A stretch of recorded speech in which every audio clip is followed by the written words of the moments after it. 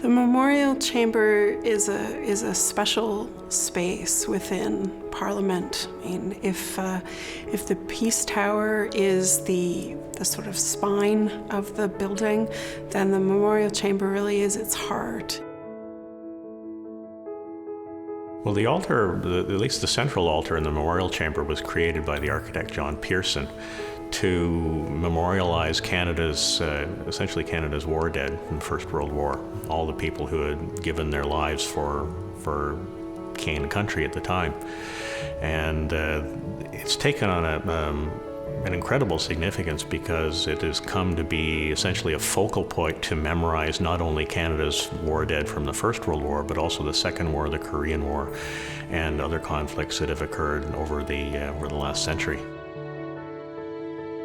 It's very important that these altars be replaced because, to me, it's a matter of respect, showing the utmost respect for the sacrifices that the people have made. So we decided the first thing to do was to hire an architectural historian to write a paper about the chamber and include as much or research as much as possible about Pearson, the architect's intentions. Canadian soldiers from the Great War, as they called it at the time, were buried where they fell. So their bodies are in Belgium and in France. They're not here on Canadian soil.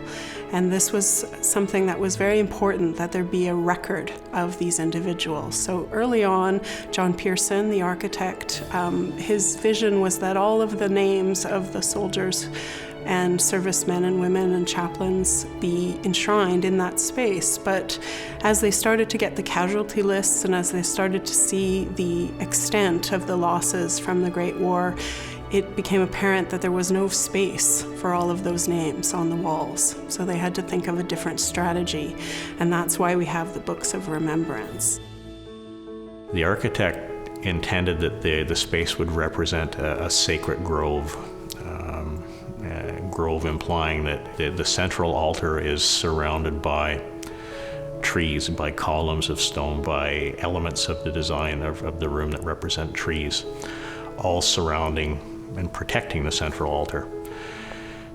So the intention of the new altars is to complement the idea of the sacred grove and introduce the element of poppies forming part of the altars and also surrounding the central altar. So I came up with about a dozen different sketches, just quick thumbnail sketches on pieces of paper, and presented them to the committee.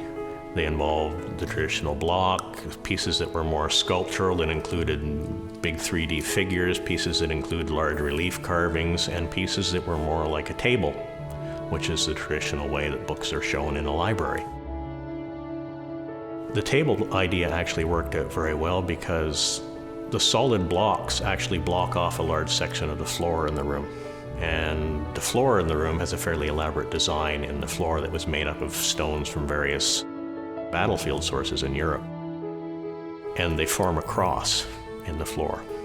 And we really didn't want to cover up this cross. The current altars actually do cover up the points of the cross, but the intention was to show the cross on the floor once again. When the memorial chamber was constructed, initially it only had space for one altar. So it was designed around the altar for the First World War memorial. And that altar is, the stone for the altar was a gift from Great Britain.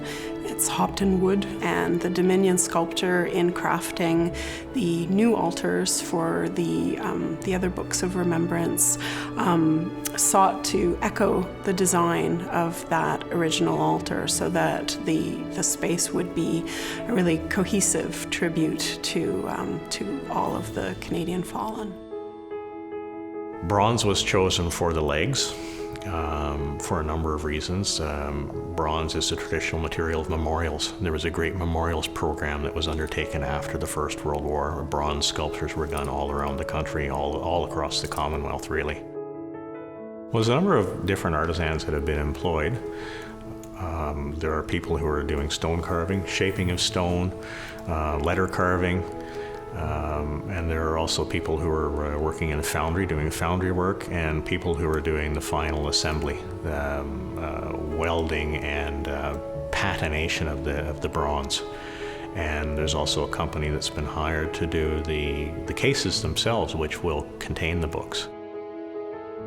It feels very good to be the creator of these altars and to have had even a small contribution to the heritage of this country, the heritage of commemorating our veterans and the commemoration of our war dead. It really is an honor to have been able to be involved in this. Every name of everyone who's fallen in service to this country is there, and that has a very profound impact when you walk the halls of this space and you get an opportunity to go in there and be quiet, and it touches you in a way that you can't always describe.